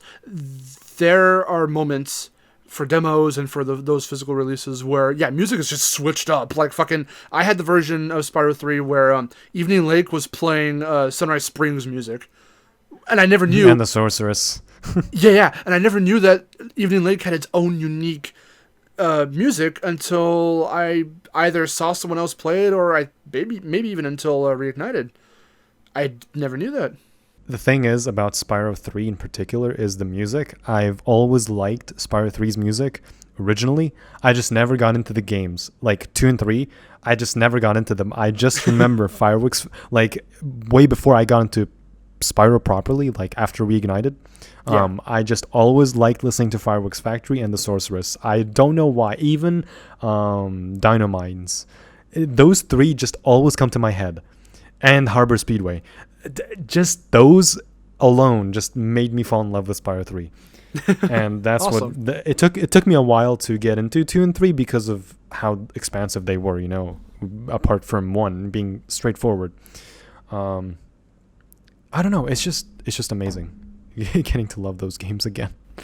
Like those expansive games, like take Mind of Immune, for example. You have to talk to NPCs and everything. Yeah, that's what I like. That's what I really liked about Mind of Immune. Yes, the backtracking was kind of iffy, where you had to go from the Ratsicle Kingdom to the desert, the wastelands, to get a Rhino Roller, then go back to the Ratsicle Kingdom to open up the Nina School, and then go back to the wasteland, I think, to enter the Spiky Village, or the Rhino Roller Village to enter the Spike, hideout. Yeah. Where you first meet the Spike mutant, and then go back to Wumpa Island to save it, and then go back to the junkyard, get back to the wastelands to enter the junkyard. That's just a pain in the ass to do it all.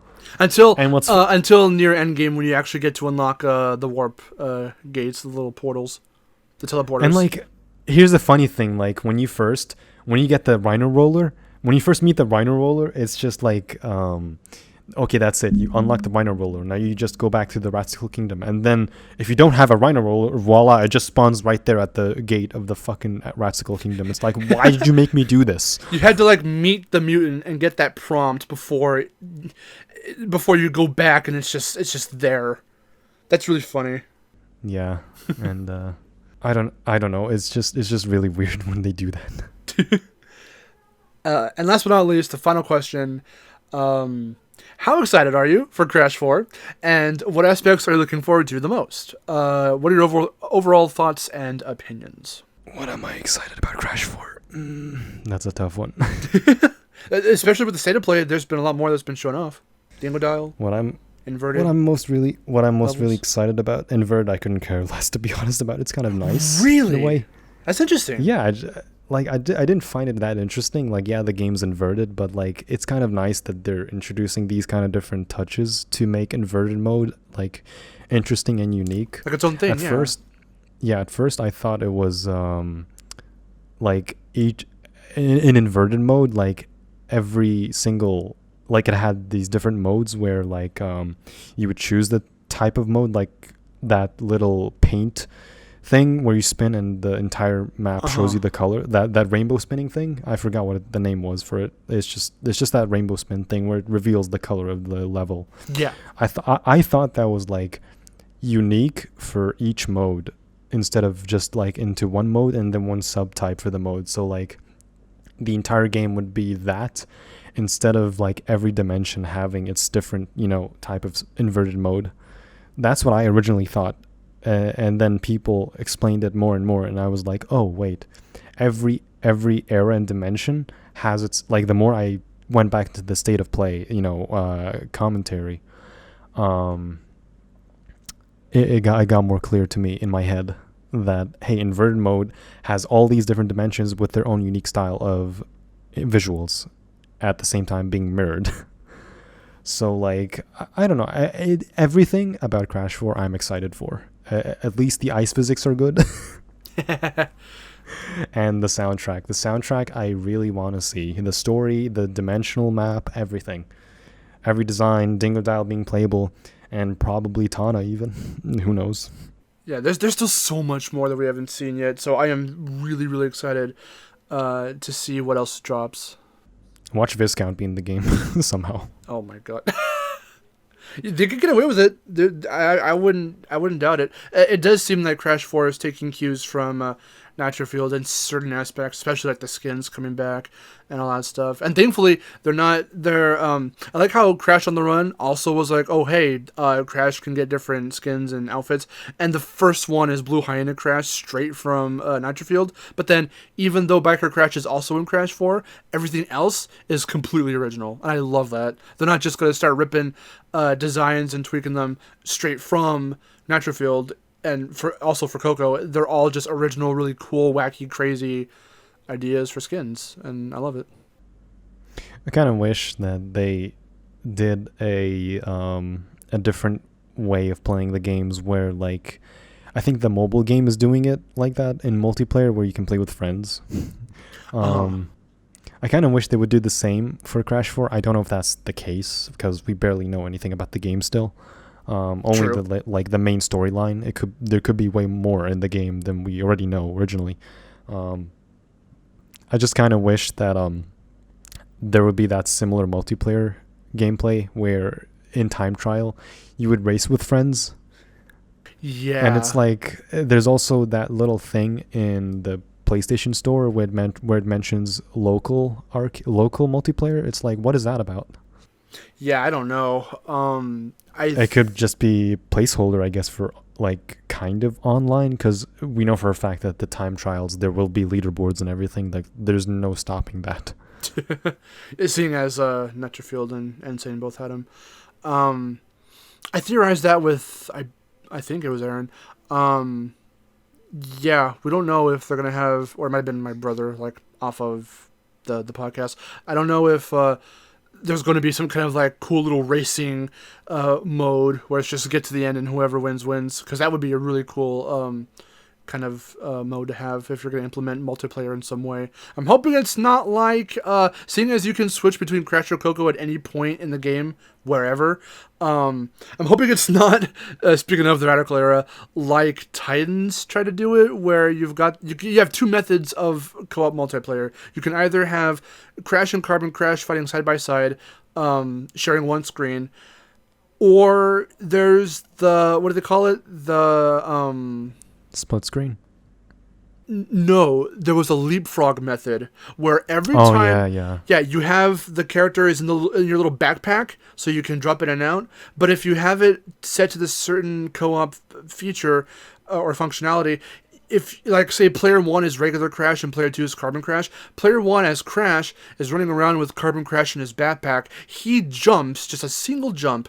The minute he hits the ground, the game switches you out, so now Carbon Crash is in control, player 2 essentially, and now they're in control. And I get what they were going for, because I also watched an interview some time ago where they were trying to explain that feature, and they were like, yeah, now it's like, oh, you have to work together to make it through the level. I'm like, yeah, but that's confusing, and it's gonna probably get boring, and it's gonna be annoying when you're trying to finish a level quickly, and every jump you do, you're switching out, and you have to remember there's a muscle memory of you're not always in control when you make a single jump, in a game about jumping. Right. It's just really weird when a game is focused more on combat, that they try to do that stuff. It's yeah. It's really weird, but yeah, for Crash 4, I'm pretty much excited for just about everything they've shown, everything that I know of at least. I just want to hear the music, man. I have the main menu. I have the demo music as we speak. I was going to say, yeah, that dropped recently and I heard it. It's pretty damn good. I mean, it's probably just a placeholder for the demo. I could be wrong, but like it was the case with Reignited's demo back in PAX. You know, that's just the normal demo that had Sunny Flight, Idle Springs, and Sunny Villa, where it had the Spyro 1 main theme. It was like barely finished, so it's like it's very subtle that you can hear the guitar a bit. So it's like it didn't even make it into the final game, which is kind of sad. Yeah, I love that theme too. It's very nostalgic. I wish that it was included. Yeah, and then like 2 and 3 has their original theme, except for Spyro 1, sadly, which was only part of the demo, which is really weird. Yeah. And then Spyro 2 is just Glimmer, and Spyro 3 is the Sparks levels. Yeah.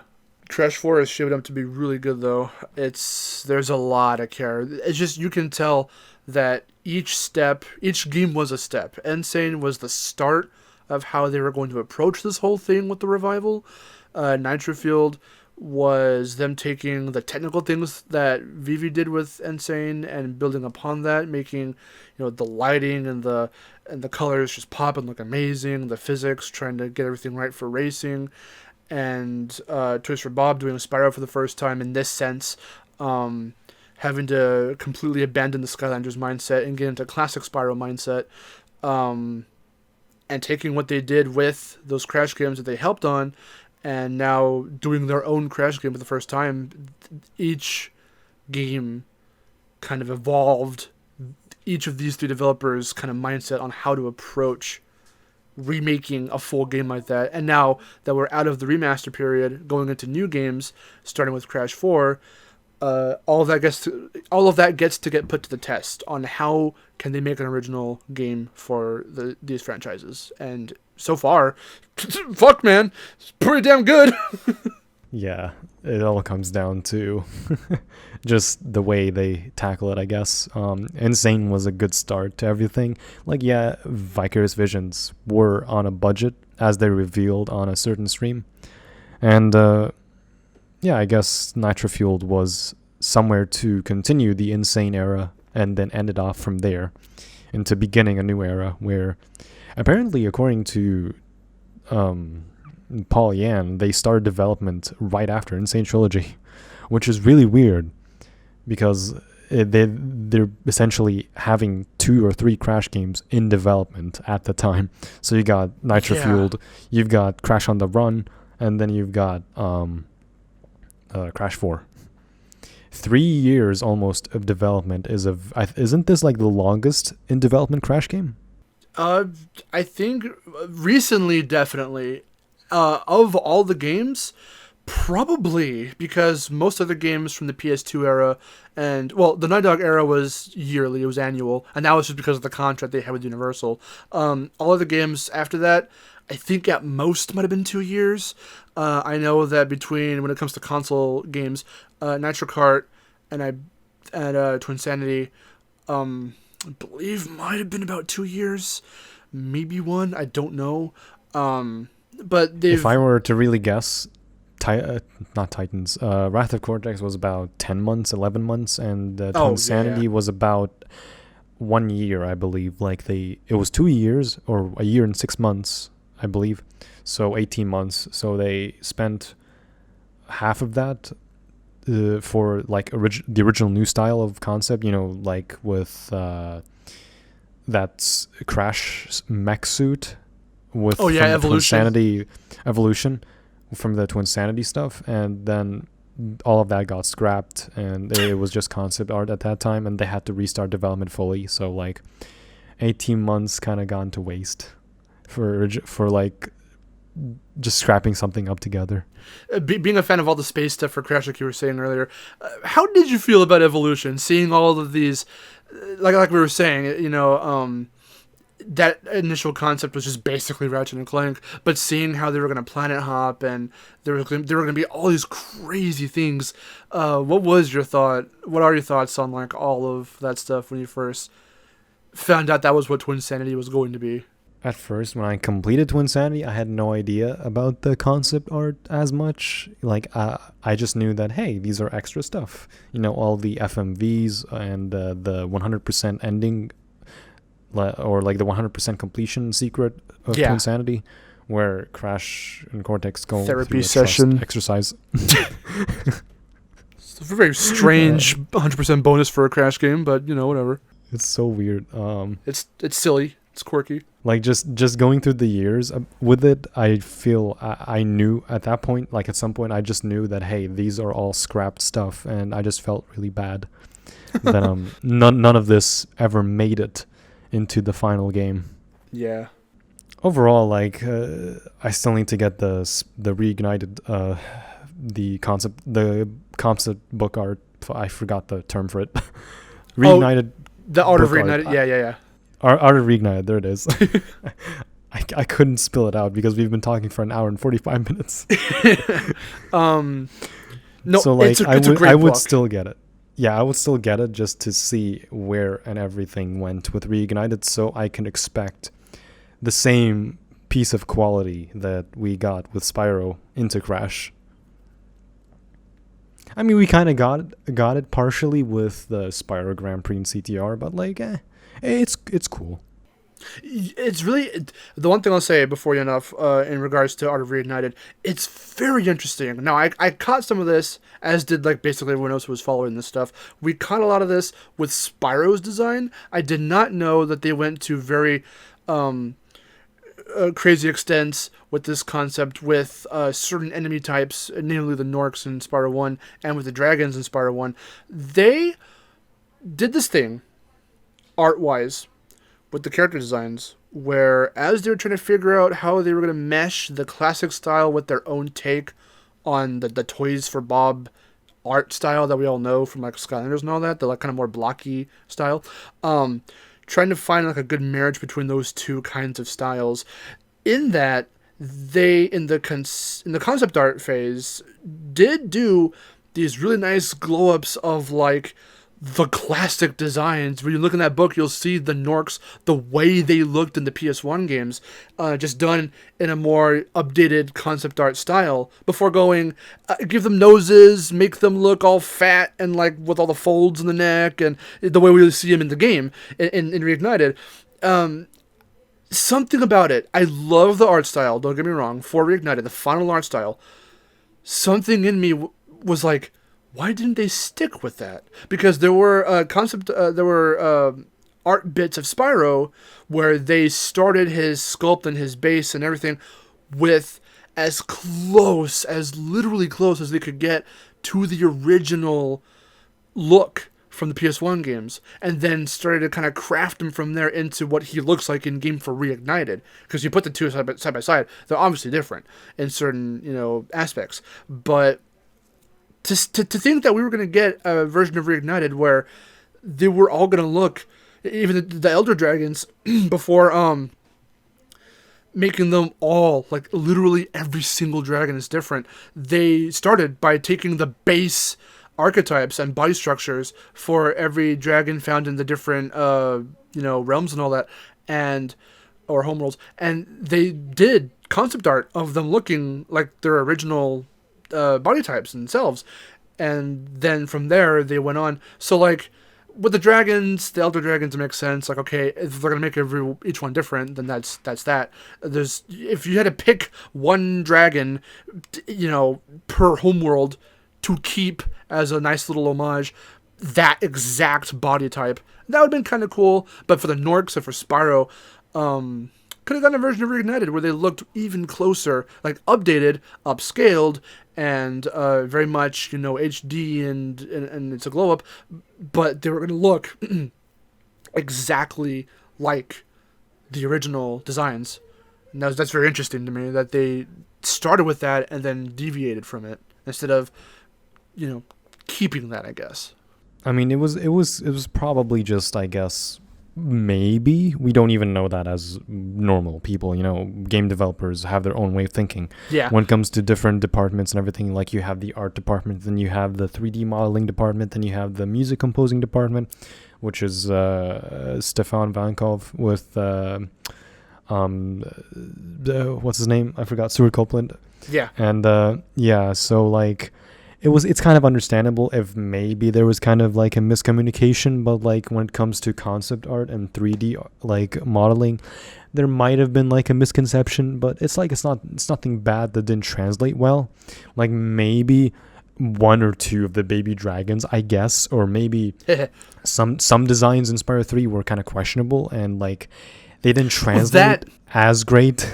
That in particular too. Okay, so yeah, I like to believe that every aspect, when it comes, okay, first off, to address this, when it comes to, like I was saying, for the art book and keeping the original designs and then deviating, I don't think that particular aspect was a miscommunication. I think it was an evolution of, okay, let's do up the original designs in a more updated sense for a reference point, and then we'll deviate. So I think that's what they did in the long run. When it comes to what you're saying with Spyro 1, Spyro 2, Spyro 3, NPCs and whatnot having slightly different, like the Elder Dragons in Spyro 1 have their own particular design.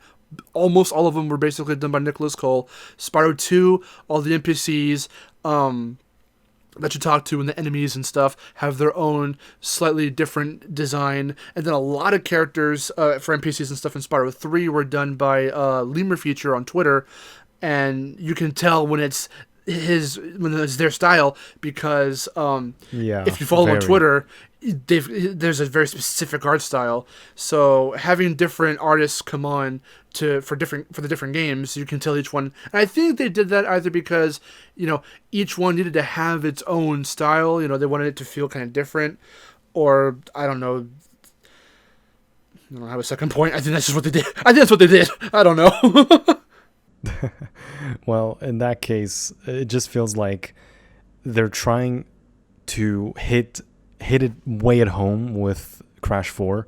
When it comes to Crash 4, at least. Uh-huh. When it comes to Crash's design in particular, it just looks so much closer to Crash 2's idle animation. And this is where the petition comes in. Oh, boy. Oh, boy. Just keeping it brief, that petition is very crappy and trash. Just putting it out there. The designs are completely fine. If anything, the Crash 4 design, of Crash at least, in particular, I'm only talking about Crash, because that's who you play as for the most part in any Crash game.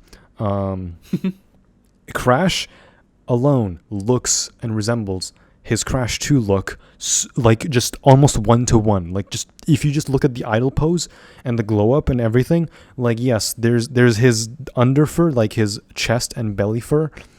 It lines up the exact same way, like how the Radical era would, where it's all one color. Yeah. Think Twinsanity's design, where from his cheeks, the muzzle all the and way down chest to his, connect. Yeah. Yeah, it's all one color. Like that glow up of that certain like shot is just so much better compared to his like face, cheek, and muzzle and whiskers. It's all different coloring and such. Like how Insane was trying to go for with the realistic stuff. Like, yeah, it's okay, but like this single color just blends so well with him, and he has all of his Crash 2 aesthetics. They also sorry, go ahead. The angular, just the angular way he stands idle in Crash 4. It's so much more closer to Crash 2 and 3 than what Sane Trilogy was trying to go for. These were all also cues that they were trying to take, Vivi tried to take for Imaginators, because they were trying to marry certain modern aesthetics from the Radical era of Crash to some of the. I think the overall, body design for him was more based off of the classic Crash, but a lot of features like the muzzle, the pants, and the belt, and the shoes were all done with the Radical, era in mind. Yeah, I'm just glad that these developers nowadays, from 2016 to now, are trying to do this thing where they're trying to cherry pick these moments, these things, these aspects, these characters, and for Crash, design aspects, and for Coco and everyone else as well, from different games. Like, they're trying to take the best of what people did like from all those games that we've gotten back in the past, post hiatus, and they're trying to marry it all into one product, and I for one think that they are succeeding. It's 2020. Why the fuck are we complaining about Crash's design change when he's changed designs like 9 other times throughout the years? Right. Like, there's so many redesigns. This is like one redesign where it's not really a complete redesign. It's just like a new their era own take. that Yeah. It's their own take, and to blend it with the Spyro universe more, because Spyro is in CTR, and then there's the Insane design where it blends in well together and everything, but that's Spyro downgraded into Crash's side. And right now, Crash's side is being upgraded into Spyro's side via Toys for Bob. Yeah. It's kind of funny where they did a loop-de-loop. But that level of communication, that level of crossing over in terms of their assets, and then just the fact that it's Crash and Spyro, like, it's interesting to see. And I love how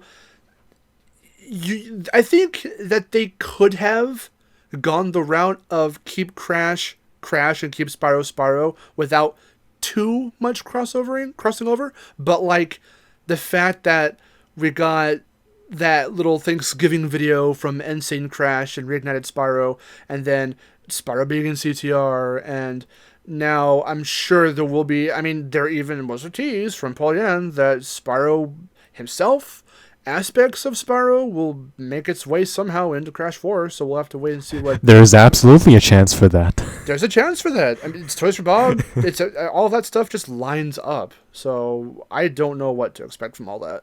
Right. Oh, my God. What a conversation, man. So many things we've talked about. Holy what shit. a fucking discussion. You guys still here? Because we've just been rambling on for the last almost 2 hours. I think I want to make... Oh, God, but that's going to fuck me over on the editing.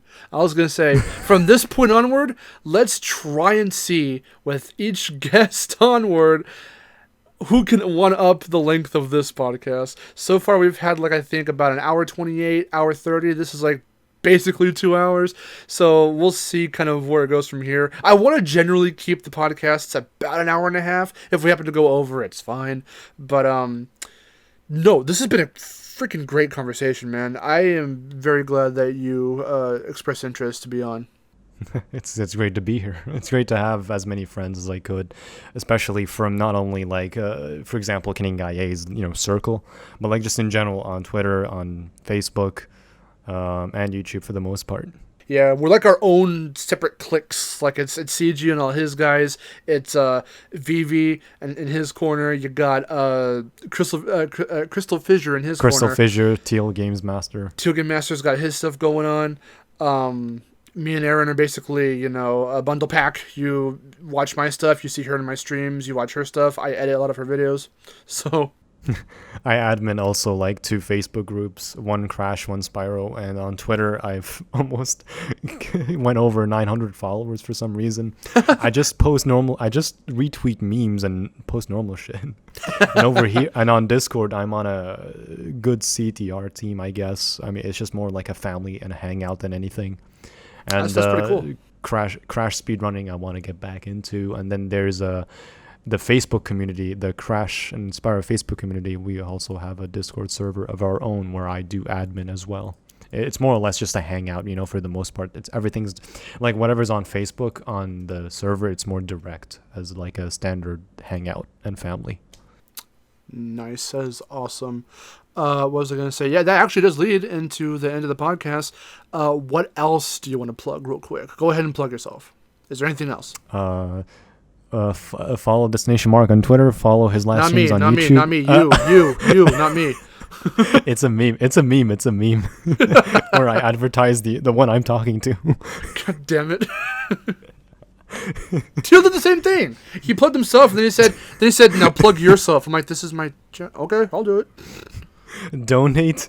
PayPal.com/Miharu. Donate to Aaron, please. Okay. Yeah, I mean, I just do normal live streams, I suppose, on my channel. I just do things for fun.